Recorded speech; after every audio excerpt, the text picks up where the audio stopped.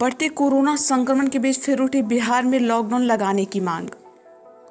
बिहार में corona virus के बढ़ते संक्रमण को देखते हुए सरकार और प्रशासन लगातार जरूरी कदम उठा रहे हैं। बावजूद इसके महामारी के नए मामले और इससे होने वाली मौतों का आंकड़ा लगातार बढ़ता ही जा रहा है। ऐसे में एक बार फिर सूबे में लॉकडाउन लगाने की मांग जोर पकड़ती जा रही है। शिक्षाविदों ने भी कोरोना संक्रमण की चेन तोड़ने के लिए कम समय के लिए लॉकडाउन लगाने की अपील की है।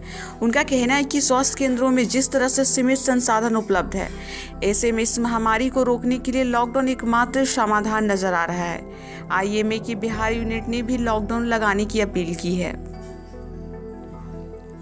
अब शिक्षाविदों ने भी लॉकडाउन लगाने की मांग कर रहे हैं। पटना कॉलेज के पूर्व प्रिंसिपल प्रोफेसर नवल किशोर चौधरी ने कहा कि प्रदेश सरकार को कोरोना पर लगाम के लिए कम से कम एक पखवाड़े के लिए पूर्ण रूप से लॉकडाउन लागू करना चाहिए।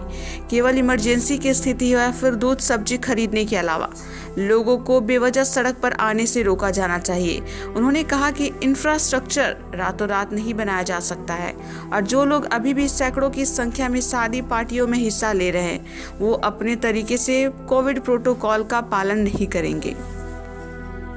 चौधरी ने आगे कहा कि जीविकापार्जन की तुलना में जीवन को बचाना अधिक जरूरी है।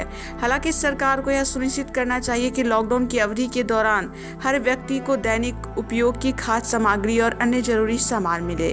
उन्होंने कहा कि सभी राजनीतिक दलों को सरकार के इस कदम में सहयोग करना चाहिए और बड़ी संख्या में लोगों को टीकाकरण लेने के लिए कदम उठाना चाहिए।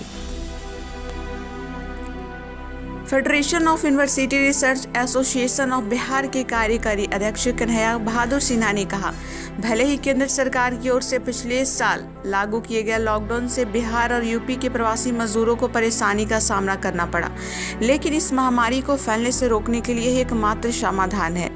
अगर एक महीने या पखवाड़े का लॉकडाउन संभव नहीं है तो इस संक्रमण की चेन तोड़ने के लिए हर हफ्ते कम से कम 3 दिन शुक्रवार, शनिवार, रविवार के लिए लॉकडाउन लगाना जाना चाहिए। इससे कोरोना की बढ़ती रफ्तार काफी कम हो जाएगी और सरकारी और निजी अस्पतालों के दबाव में भी भारी कमी आएगी।